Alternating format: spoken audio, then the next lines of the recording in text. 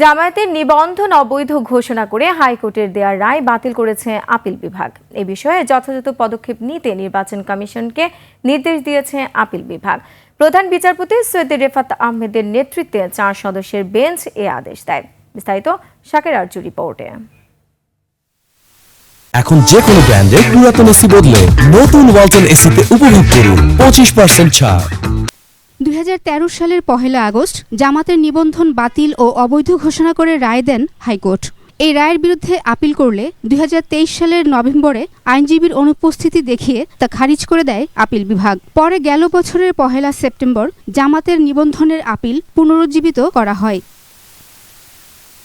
রোববার প্রধান বিচারপতি সৈয়দ রেফাত আহমেদের নেতৃত্বে 4 বিচারপতির আপিল বেঞ্চ রায় ঘোষণা করেন। 1 যুগ পর আপিল বিভাগ নিবন্ধন ফিরিয়ে দিল বলে জানান জামাতের আইনজীবী। জামাতের নিবন্ধন ইস্যুতে নির্বাচন কমিশনকে প্রয়োজনীয় পদক্ষেপ নেয়ার নির্দেশ সর্বোচ্চ আদালতের। রায়ে সন্তুষ্ট ও উজ্জীবিত জামাত। আজকের এই রায়ের মাধ্যমে বহুদলীয় গণতান্ত্রিক এবং অংশগ্রহণমূলক সংসদ প্রাপ্তি নিশ্চিত হলো।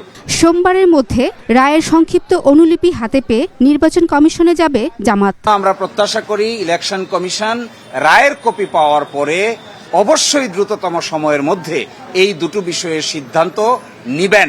এদিকে এই রায়ের আলোকে নিবন্ধন ফিরিয়ে দেওয়ার পদক্ষেপ নেওয়ার কথা জানিয়েছেন নির্বাচন কমিশনের আইনজীবী। তবে প্রতীকের বিষয় নিয়ে কোনো আদেশ নেই বলে জানান তিনি। অর্ডারটা পাওয়ার পর ইলেকশন কমিশনকে আমি জানাবো, তারপর ওনারা অর্ডারটা দেখে ইলেকশন কমিশন ব্যবস্থা নেবেন। প্রতীকের বিষয়টা এই মামলার ইস্যু ছিল না। প্রতীকের বিষয়ে অনারেবল কোর্ট কোনো ডিরেকশন দেননি। রায় শুনতে আদালতের উপস্থিত ছিলেন জামাতের কেন্দ্রীয় ও ঢাকা মহানগরের নেতৃবৃন্দ। শাকের আরজু, 21 টেলিভিশন, ঢাকা।